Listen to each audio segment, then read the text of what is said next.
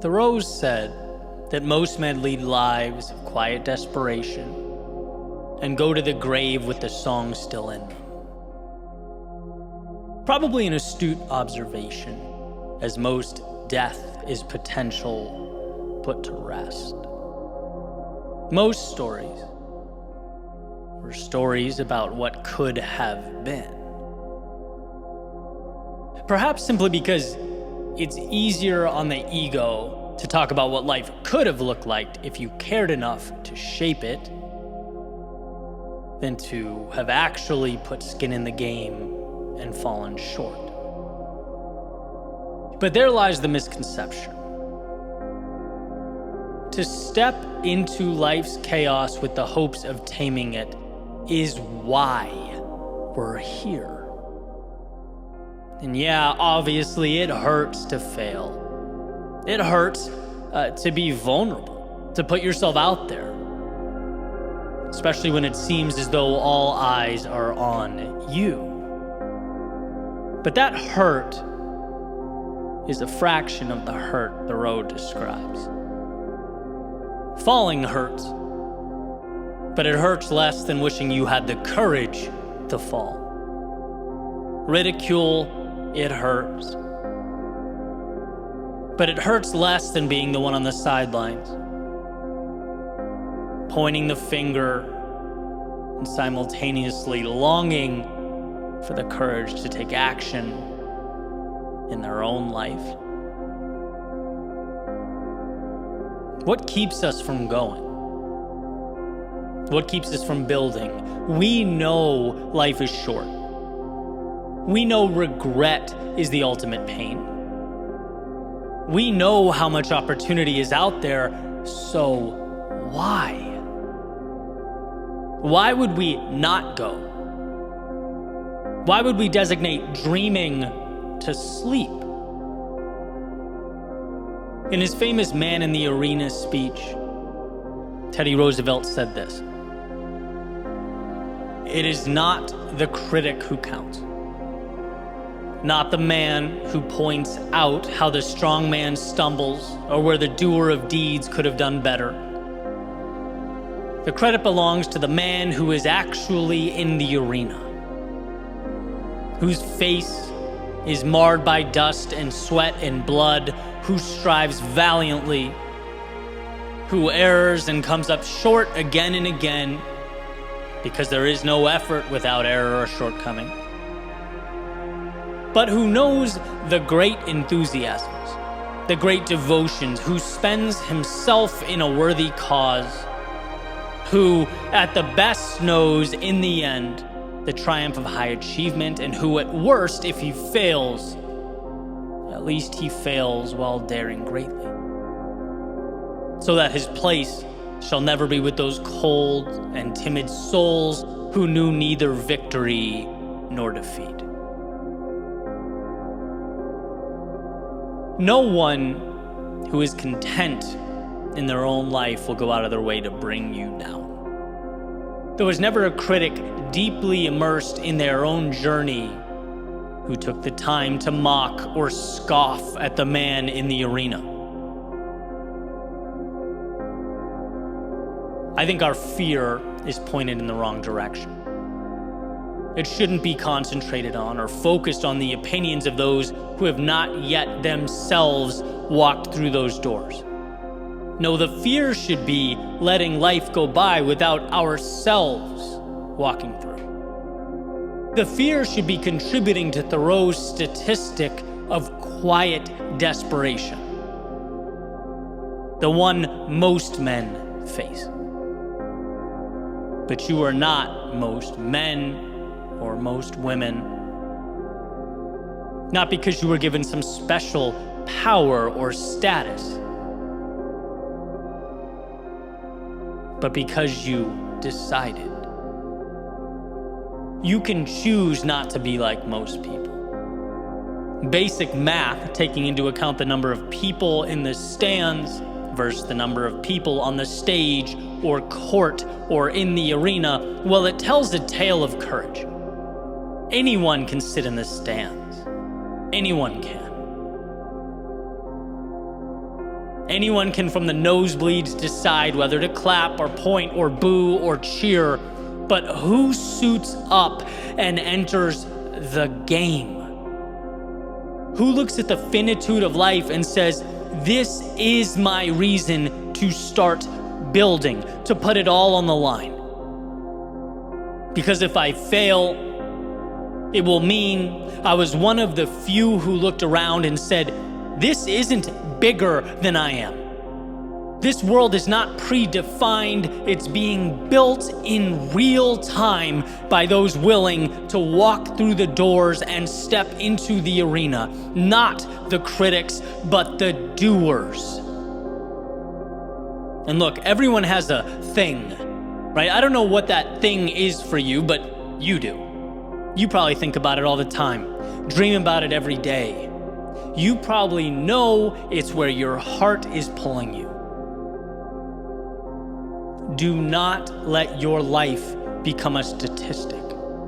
Don't you dare go to that graveyard having been someone who held on tighter to excuses than to what mattered most in your life.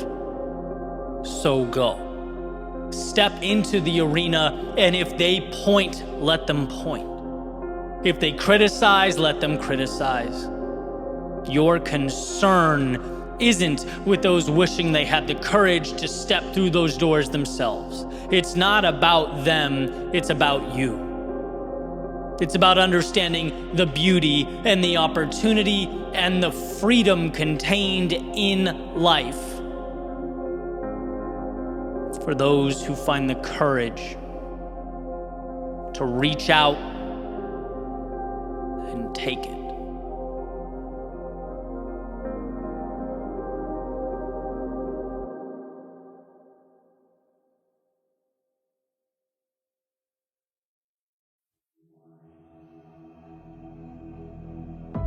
What's the difference between simple and easy?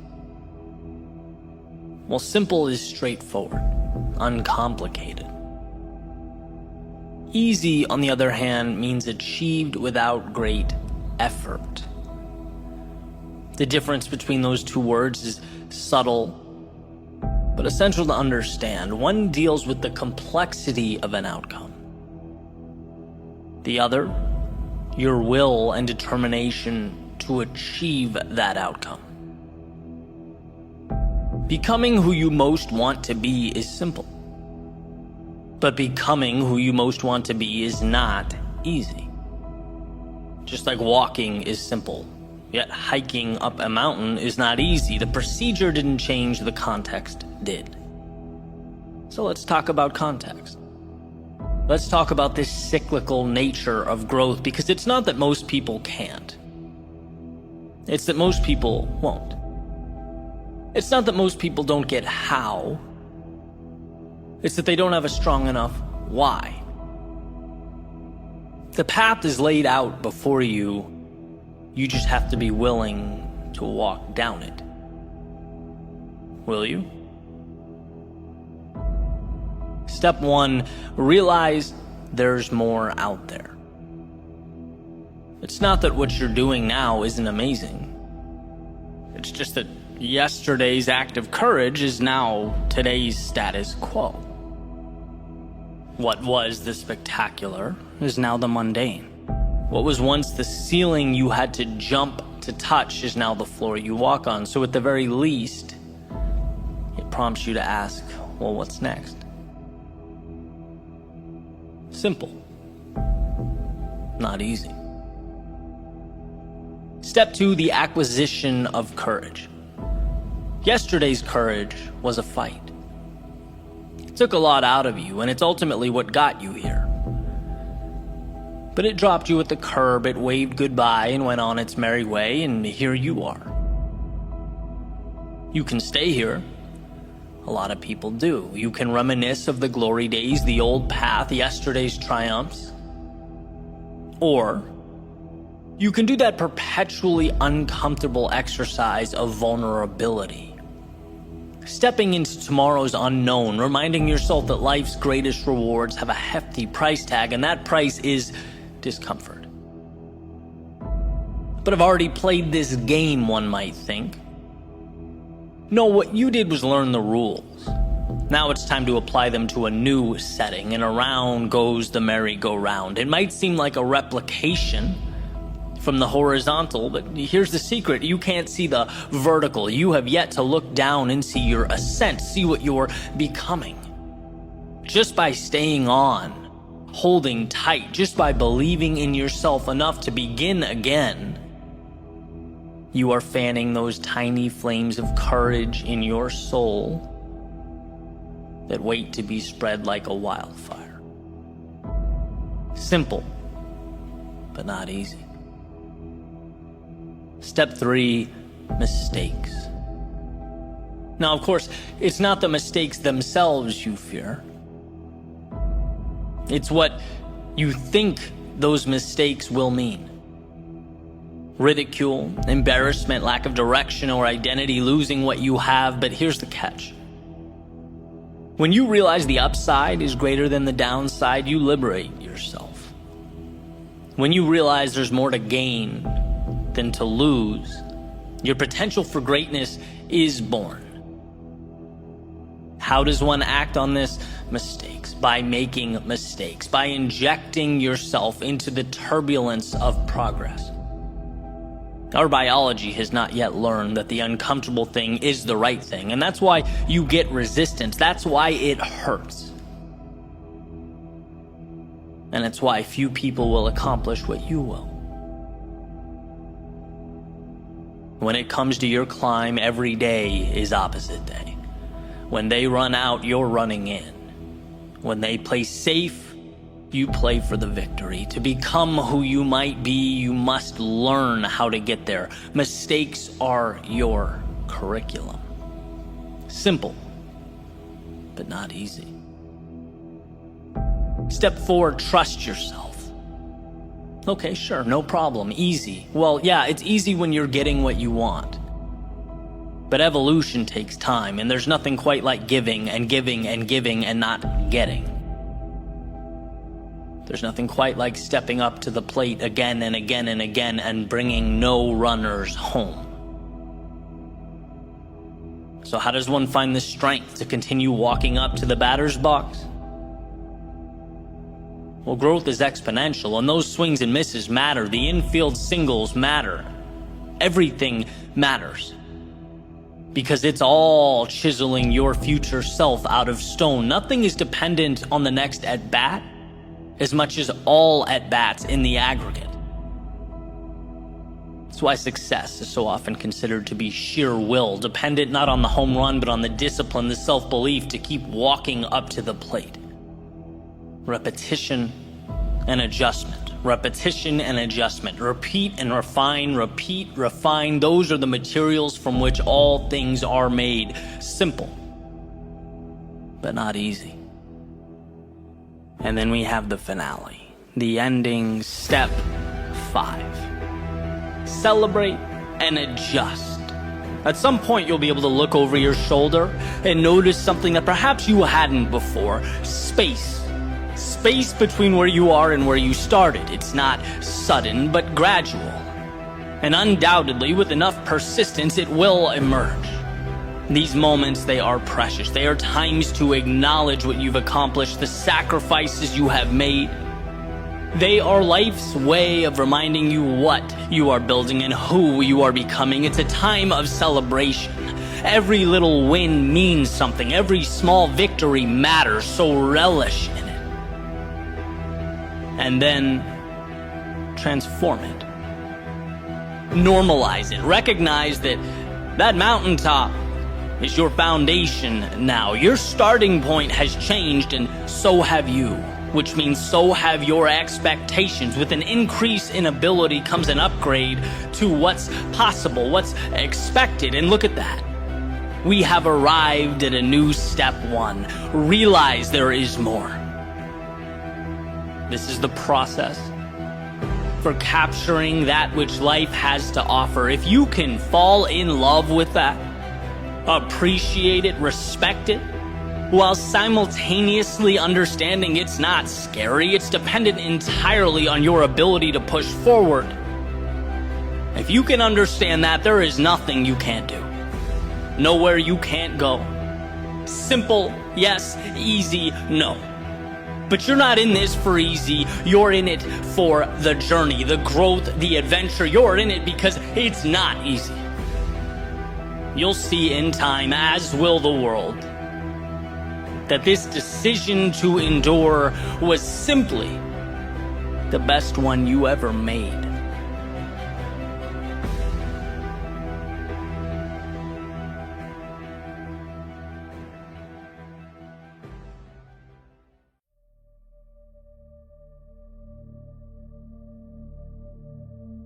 It's easy to look back and think about all the things you could have done differently.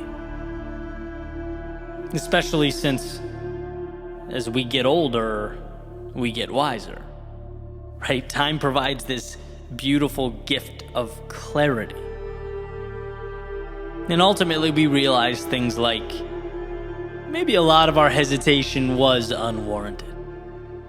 Maybe a lot of our decisions or indecision was fear-based.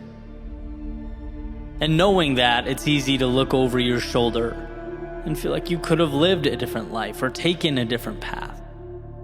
At the very least, wish you'd done things differently. But the reality is, everything you've done has, in fact, taken you here, to this moment.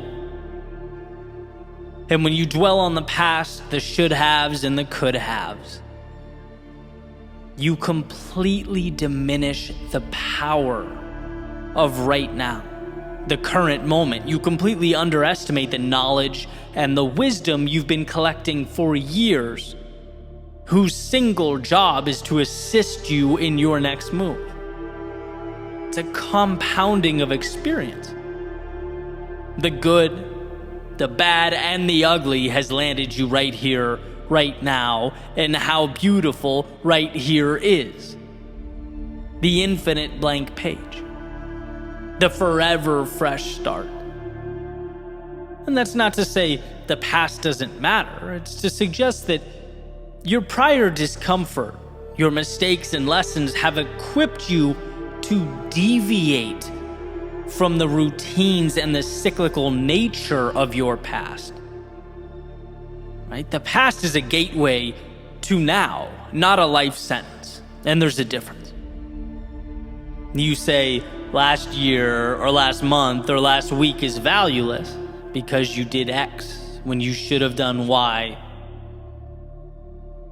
I say to that, doing the wrong thing has positioned you to now do the right thing. Potential energy, right? Like a spring being pulled back tighter and tighter and tighter, awaiting its opportunity to propel forward. You don't get that without those could-haves and should-haves. They're integral to the process.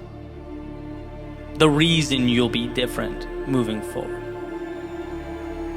You can say, I wish I'd taken more chances. I wish I was bolder. I wish I followed my heart. Two pieces of news for you. One that's fantastic. It seems as though you're now aware of those times you fell short and can therefore mitigate them moving forward. And two, you're not dead yet. We have to stop looking at yesterday like it's anything but a ladder to greater competency. The gymnasium for your decision making.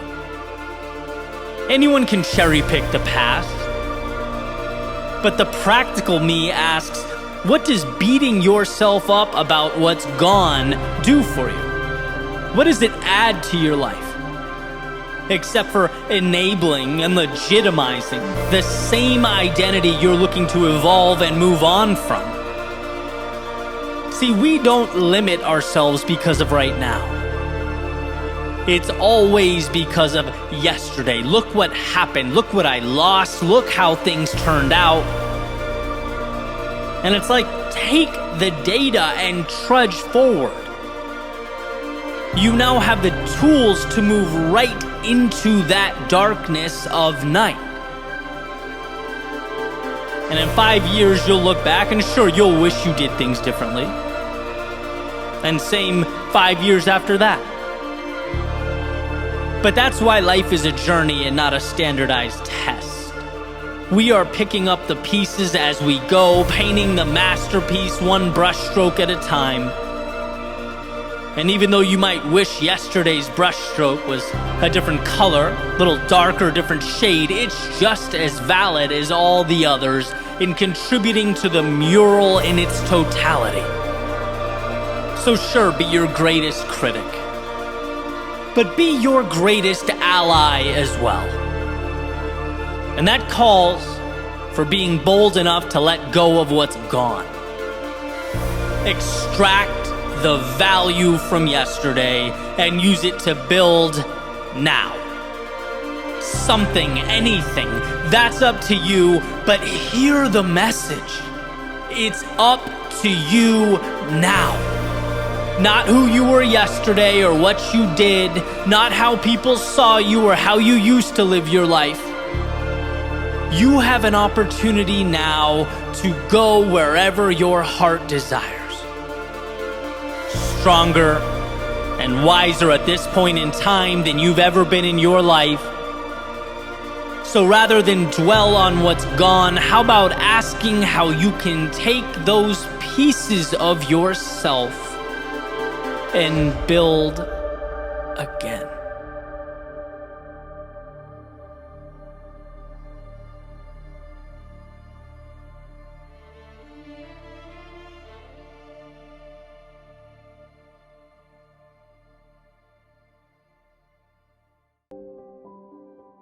There's a saying, don't worry about losing other people. Worry about losing yourself while trying to please other people. And see, holding on to our authentic selves, not always easy. In fact, Emerson said to be yourself in a world that is constantly trying to make you something else is the greatest accomplishment. And that holds true, right? Especially in our fast-paced world. Shiny objects constantly buzzing around us. Sometimes it seems like the only way to see with clarity is to keep our eyes closed. I was in the car the other day, had Spotify on shuffle, and a Jason Aldean song came on. It's called Better at Being Who I Am. And it's essentially about a guy who loses himself in a relationship a little bit at a time. And the chorus is basically him sharing his epiphany, looking around and going, whoa, what the hell happened?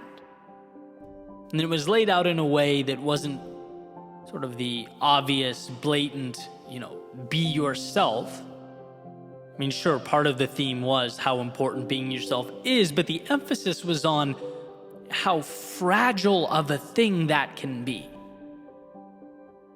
He put a spotlight on the idea that he got good at forgetting he was in a place that he knew he didn't belong. How we can become masters of forgetting that, champions of rationalization. And that was his message, being that he has somehow, somewhere lost himself along the way.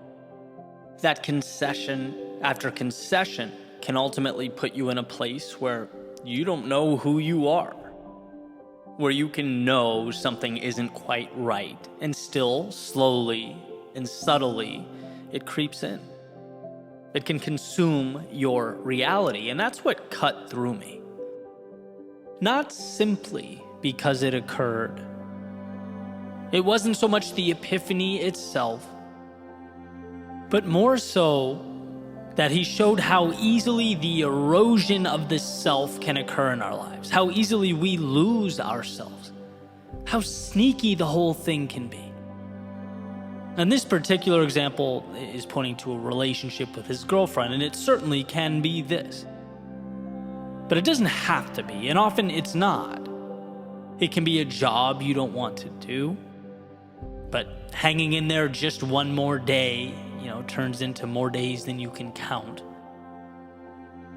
It can be time with the wrong people, doing the wrong thing, going against your best judgment. It can be the business decision, for short-term gain that ultimately points you in a direction you don't want to go, right? Before giving life to that convenient phrase, well, I've come too far to turn back now. Life is like a small child, always gently tugging on his mom's sleeve to get her to stop doing what she's doing and go get ice cream, right? It's the temptation to move away from the task at hand, to abandon the principles just slightly, the objectives just enough that they'll be pulled off track, right? That's always there. And to reiterate, because this nuance is why I think the idea is so important, the message is not simply about being authentic. I think we all understand the value and necessity of authenticity, or at least I hope. Your value is in who you are. The things that make you unique are the gateway to a life of fulfillment. What makes you you? And how can you delve into that? Share it with the world. That's the good stuff. Okay, so let's presume we know this. My fascination and goal is to point out the fact that so much around us is looking to take that authenticity and subtly, over time, transform it. That if we are not aware of what we are, we will lose who we are. And that's where you end up in those wrong relationships, wrong places, doing the wrong things. A lot of times it wasn't deliberate or conscious. It wasn't one swing of the axe. It was letting yourself slip away one day at a time. It's the pressure of an infinite number of things, right? The billion choices you have pulling you in all different directions. It's the people in your life that may have different incentives than you. It's that deep biological tendency to want to appear like you're winning now. It's your brain telling you to do what the crowd does because the alternative creates pain. It's not wanting to let others down because you want to be their source of happiness, completely forgetting that an empty cup has nothing to offer. It's the deception online, the highlight reels, filtered pictures, humble brags, and exaggerated success stories, all prompting us to say, well, then I must have miscalculated. My path must be the wrong path. And maybe we don't come to this realization and immediately jump ship, but we take in a little water every day. Every time we open the app and feel lesser because of an impossible standard. Every time we put the thing that meant something to us on hold for someone else.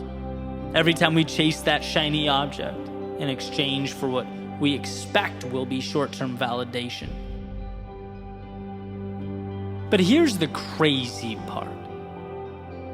It's like when I shut everything off, when it's just me and my thoughts, no distraction, I have a very good sense of who I am and what I want, just in my gut. I know what feels right to me.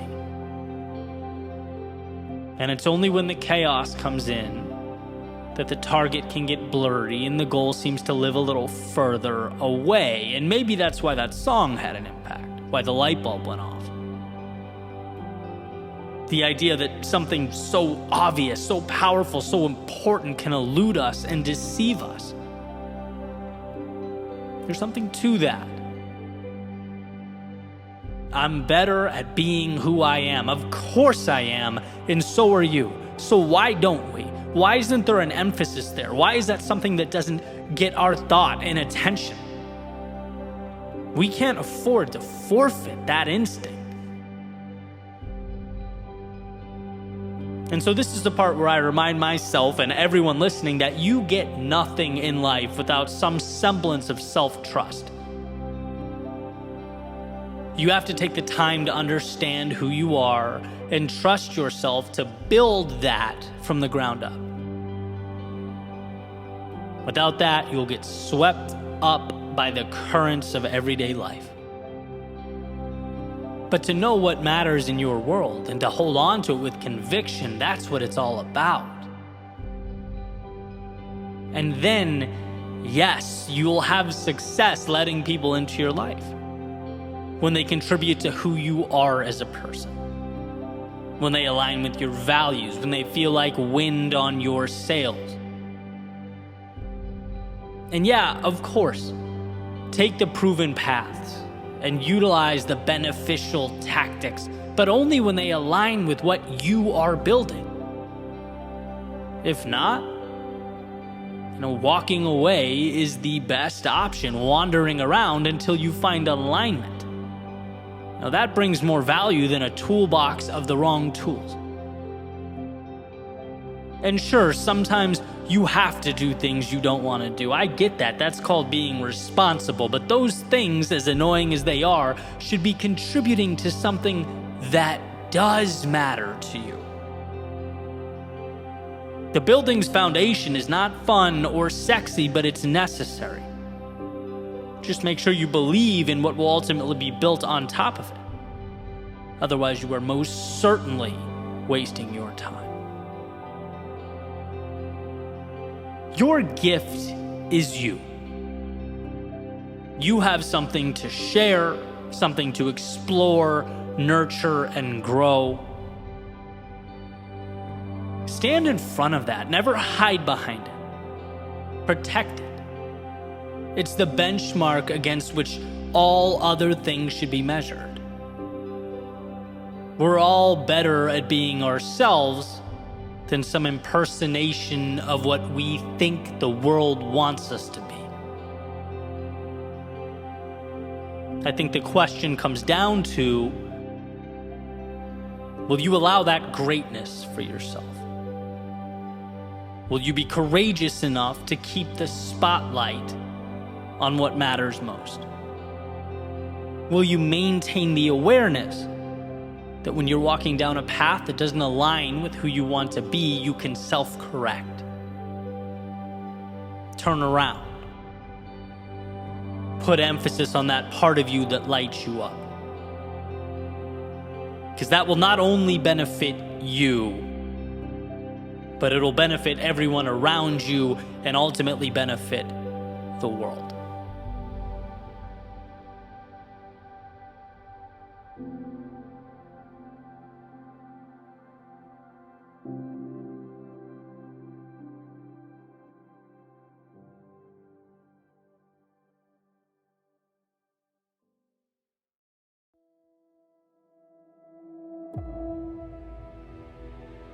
Most often, our greatest source of pain comes not from the moment, but what we suspect that moment will mean.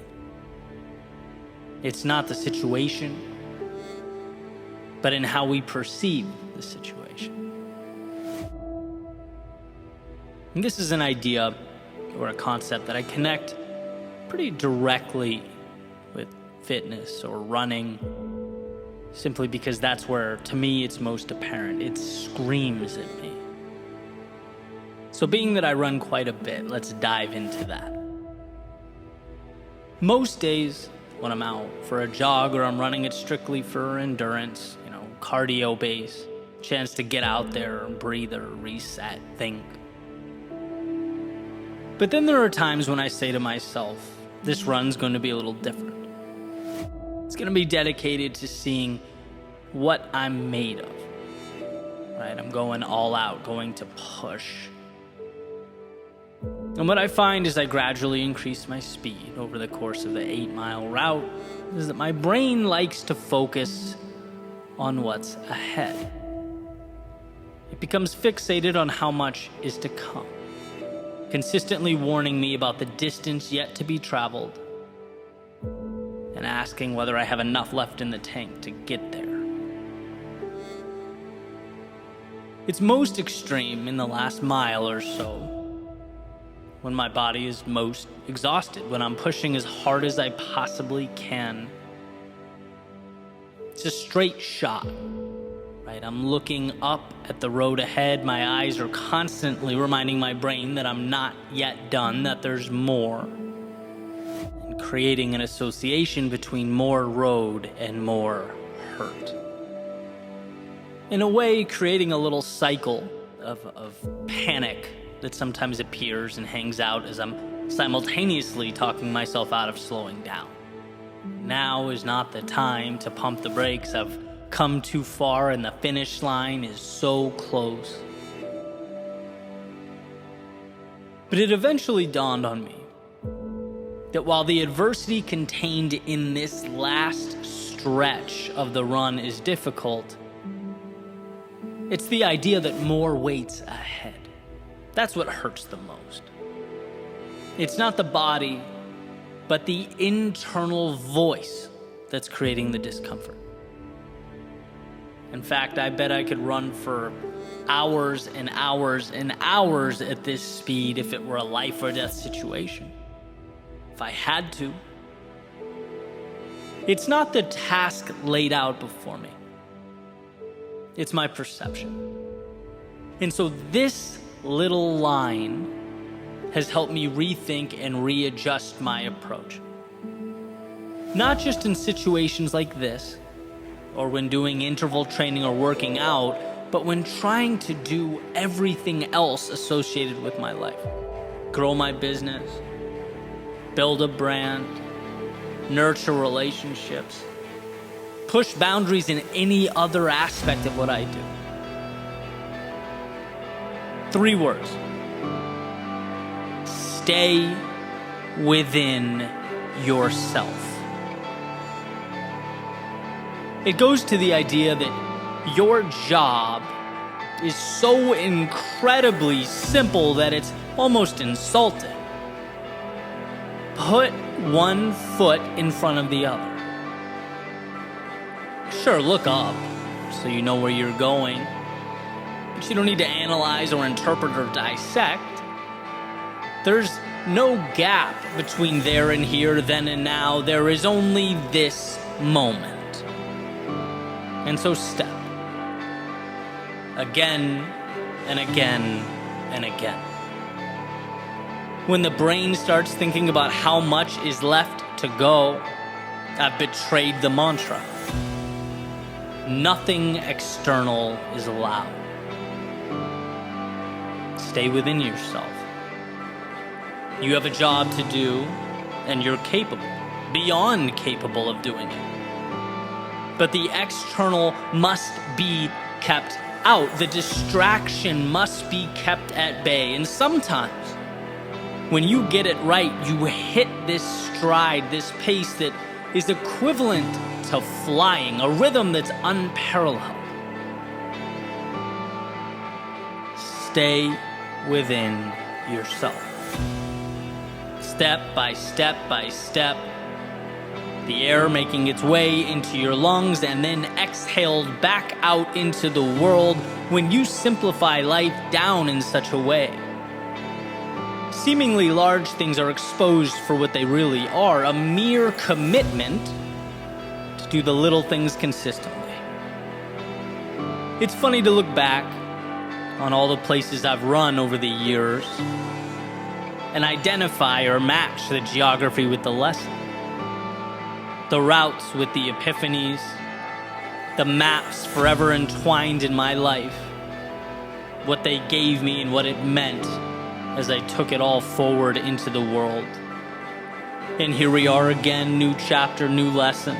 Then after the shoes come off, the rest of the day commences this little stretch. This last mile plays the role of mentor. Eddie, simplification is everything, it says. The hard thing is not that hard because it's not that big. It's not that complex. Your monsters are self-created. Your hurt isn't a spotlight on the now. It's pointed at the road ahead. It's asking, what if things go wrong? It's asking, how long can this be sustained? It's asking whether I have the strength to endure this. Every question breathes life into an adversary that has no business existing in my world. They're not helping me get to any finish line. In fact, they're that negative self-talk I try so hard to mitigate. Except here they are, very good at disguising themselves as reality, as just facts of the case, but they are not. They don't belong anywhere near me or around me. Breathe and step. In fact, I need to deconstruct the world around me down into one word: now. And what you find when you remove the emotion, the excess, is the simplicity of the task at hand. Maybe not easy, but simple, and complexity is the enemy of progress. Right now may not be comfortable, but at least you're operating with clarity, and that is always enough to simply carry on, to move forward, to stay within yourself. And that's what this is all about, asking the question, where are you letting what's down the road get in the way of what you're doing now?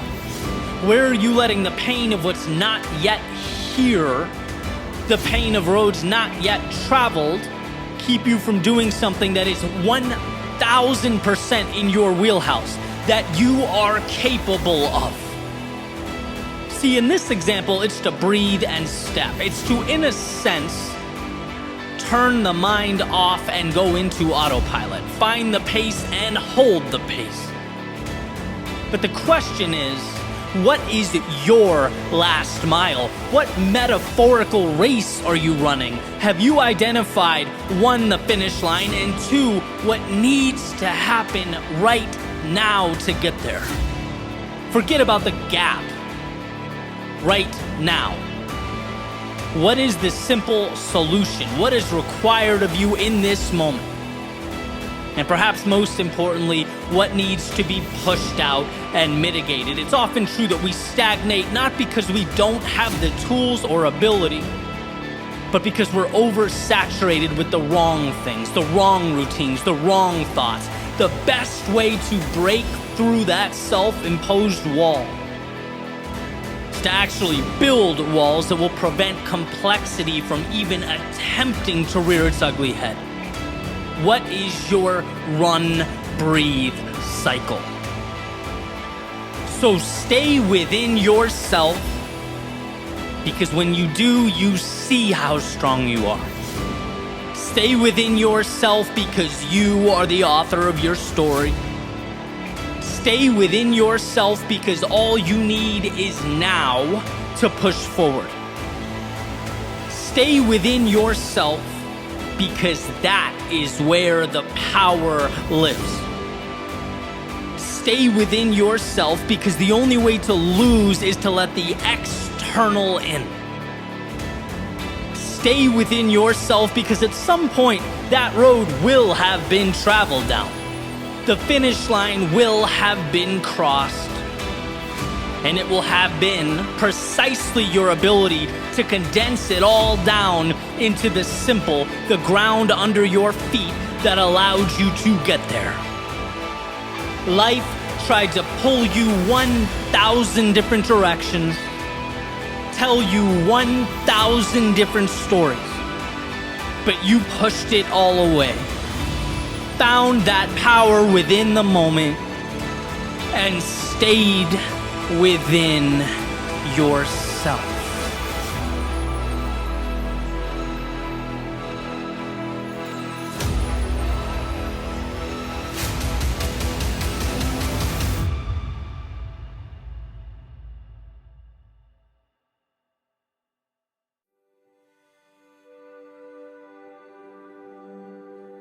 George Eliot has said, "It's never too late to be what you might have been." And this is a message that I 100% stand behind. I will always believe that to be true. Why? Because you always have the now to start moving in that direction. And a skeptic or someone playing devil's advocate could say, yeah, well, not me, right? The timeline for me has expired, or I missed the age requirement. Maybe life circumstances have made plan A impossible. It is quite literally too late. Okay. But here's what I believe we frequently misunderstand in this department. I think we misidentify what it is we really want.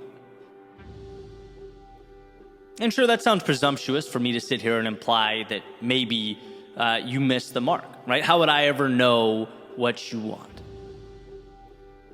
Well, hear me out. Because I think too often we confuse the vehicle for the destination. That thing we thought we wanted, in actuality, wasn't really what mattered to us. We wanted where it would bring us. We wanted how it would make us feel. We wanted what we'd become when we engaged in that thing. That thing was simply the ride to the destination, not the destination itself. And that's incredible news. Because vehicles are interchangeable. It's always possible to find a new route or new ride to the show. And this is why self-reflection is so important. Because it's easy to get so caught up in the vehicle that we forget where we're going. For example, I get a ton of inquiries about keynote speaking. And that's fantastic. I think it's really cool that people want to do that and see me as someone to help guide them. But when I hear that question, I can't help it. My first thought is always, okay, but why keynote speaking? And it's not personal. Why should always be the first question we ask. Is that truly the destination? Do you feel in your soul you have a story to tell? Do you get a high from the audience interaction? Is it how you feel you can best serve the community? Like, what is it for you? Or maybe it was more of an arbitrary decision, where what you're looking for is, generating impact, adding value to others. Maybe it's some type of financial incentive. Right? All these things are valid, and they could all come from speaking. My point here is not to tell you what you should or shouldn't be pursuing as your goal. My point is that we need to understand why. Because when we get to the core of what we really want, the best path to get there often looks way different than we thought it might. I use this example often, but perfectly relevant. Right? There was a point in time where I used to think songwriting was it for me, right? My heart, my plan. Until I realized pretty quickly that I could live without it, and that surprised me. I wasn't quite sure what to make of that. But that what really made me sad to let go of was the storytelling piece, the expression, observing and philosophizing about life. And that when I took that emotive storytelling, I could bend it and reshape it a million different ways. That I actually loved the freedom of being able to express myself or make a point without being totally bound by rhyme scheme and rhythms. I found that point where I could help others in their difficult times, maybe see things from a new angle by helping them to look at the world differently, right? The vehicle, in a way, was almost expendable. And that was a giant epiphany for me. Songwriting was not what I wanted. It was bringing me closer to what I truly wanted. That helps me reshape my plans, my approach, my strategy. And hey, maybe you're different. Maybe you are right on the money. Maybe you've thought this through and things couldn't be clearer. But hey, people tend to speak from their experiences, and that awareness to me was no small accomplishment. Getting there and understanding that, right? If that 1,000-foot view does anything, it exposes how multidimensional the playing field is. And how our proclivity is always to box ourselves in. Smaller, smaller, smaller, often leading us to walk by and miss quite a bit. It's also true that understanding what the destination is, making a point to really comprehend that, doesn't mean you have to scrap what you're doing. It could simply lead to that light bulb moment. So now you go, there are additional ways I could arrive at that destination. Maybe I've been so focused on a particular element of the journey, so tied to a particular vehicle, that I've been limiting myself. Right? It expands your options. In the book Decisive by Chip and Dan Heath, they talk about how one of the biggest problems we have in decision-making is unintentionally narrowing the scope. That we have numerous additional avenues available to us. But we don't see them because we become so fixated on a few choices. I think of that point often, challenging myself as to why I'm doing what I'm doing, especially when activities are time intensive. There needs to be a happy medium, obviously. If you challenge every single thing you do, you'll be walking around in circles all day. But the ability, the power to drill down the question, what is it I'm really looking to obtain here, is such a tremendous advantage. If you can get a true handle on that and you're willing to expand your mind, open your eyes, think about the big picture, reduce the attachment to that dreaded phrase, the way I've always done it, you get to live in a world of endless options. You see that your path is simply that, one path of many. In the business world, you hear stories about people all the time that were unable to separate the goal from the medium. Couldn't look outside the parameters they'd created for themselves, the blockbusters of the world. When it should have been hold the vision but adjust the process and readjust over and over again. Our tendency is to hold on to that process so tightly that it becomes a weight around our ankles.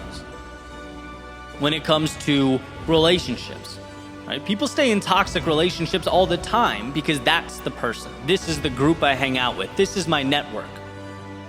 Well, what are you looking to get out of a relationship or group or network? Because no, it certainly shouldn't be betrayal or chronic stress or limiting beliefs being imposed upon you. So if that's the case, detach and find a different way, a different person, or a different group. Again, you're confusing the vehicle with the destination.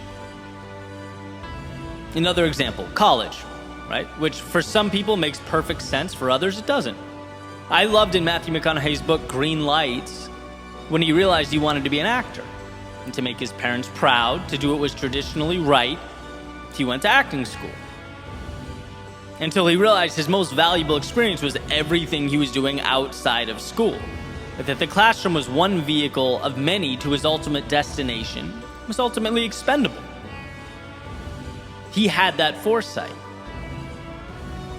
Someone once told me, when I went to get my first car, that the buyer is in control because they have the greatest strength, a superpower, the ability, if it does not serve you, to walk away, to change course. You can always do that.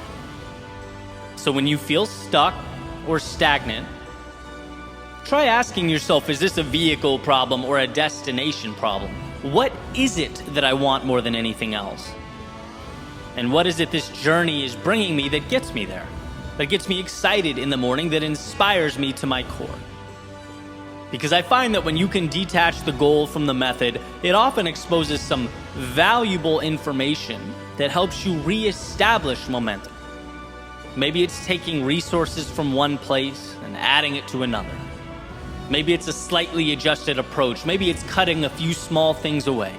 Maybe it's a pivot. Maybe a total revamp. Who knows? But the idea is it's never too late to get where you most want to go. Because when you identify the destination, when you realize what the finish line is, there are always numerous roads that lead you there. We just have to make sure we don't get so caught up in a particular path or exhaust so much energy trying to jam that square peg into the round hole that we miss the infinite number of wide open doors, waiting for us to notice their existence and walk through.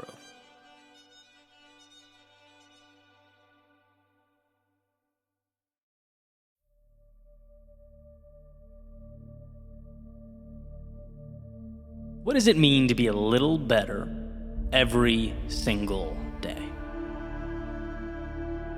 James Clear has noted that if each day you improve by only 1%, you'll be a full 37 times better in a year.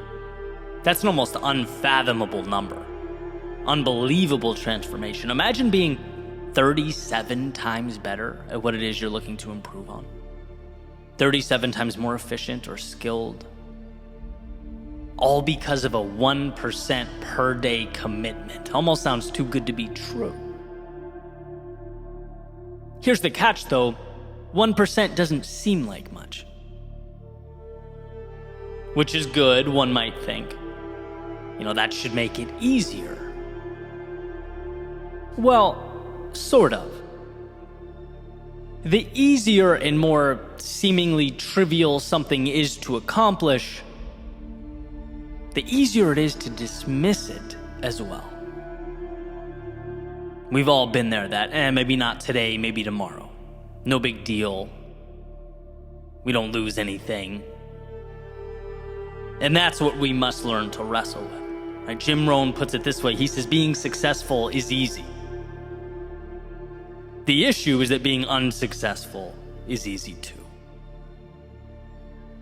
Saying yes to the little things you know you need to do is easy. But so is saying no. Putting your phone away to work on something of substance, yeah, that's pretty easy. But watching just one more TikTok or Instagram or YouTube video, that's easy too. Putting your shoes on, going for a walk or run, heading to the gym, hey, procedurally, pretty easy. Not that complex. But talking yourself into just going tomorrow instead, also a rationalization that's pretty easy. And that's essentially the question. Which easy are you going to go with? How do you put yourself in position to select the right easy? Well, like so many things, it starts with the worldview and flows out to the tangible actions we take in support of that worldview. First things first. We have to know that the biggest advantage available is seeing the small things as so much more than small things. It's refusing to fall victim to the disappointment and burnout associated with hoping for one huge jump, a miracle solution, the answer that will change everything. That's deceiving. Winning looks small and consistent. Progress is boring, it's mundane. It looks like deciding on what matters and then making a pact with yourself every day to keep your own promises. When most would fall off or push things to tomorrow, it's seeing your commitment as everything. Knowing that the people who manufacture significance in their lives, they treat what others would call silly and trivial as life and death. They make the details into the whole storyline. So yeah, it might be easy for someone else to walk away. But when you have given yourself no other option but to succeed, the little steps to make it happen requires zero thought or internal deliberation. The person who gets into shape over the course of 6 months, they're not going to be the one who found a secret diet, bought a piece of equipment on Amazon. They didn't do the necessary thing here and there when they had their fleeting moments of inspiration. No, they made better, consistent decisions. No to the soda, yes to the water, no to the alarm, yes to the run, no to the Netflix, and yes to the gym. Both options were easy in the moments in which they arose. But each time only one option mattered. And that's what it's about. Tying the prolonged gratification to something that means the world to you, where each step is not just a step, but one step closer to the moon. So no, it's certainly not that a can of Coke or dessert or the day off will kill you, but flip the narrative. It's that when you do stay true to your mission and the promises you make to yourself, you get something so much more back. It's not, oh, what will I lose by skipping this 1%? No, in a world where excellence compounds, it's look what I am becoming. And this decision is an investment too good to pass up. And every decision to move forward, to embrace the things that align with your true north, is a nod to that future self.